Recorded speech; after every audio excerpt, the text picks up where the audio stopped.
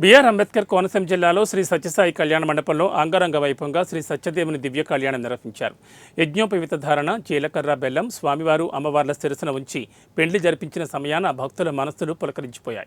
మంగళసూత్ర ధారణ చేస్తుంటే భక్తి ప్రపత్తులు ఉప్పొంగాయి. తలంబ్రాల ఘట్టం ఆనంద పారవస్యాన్ని కలిగించింది. పెళ్లిడికి వచ్చిన యువతి యువకులకు స్వయంగా స్వామివారు అమ్మవార్లకు తలంబ్రాలు వేసే అవకాశం కల్పించారు.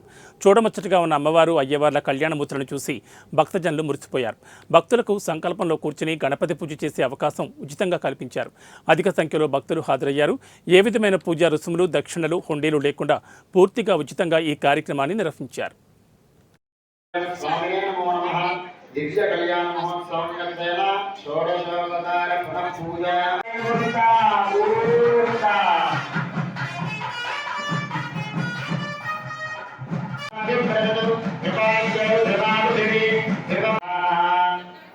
जानक्या कमलामलाञ्जलिपुटे यापत्नरा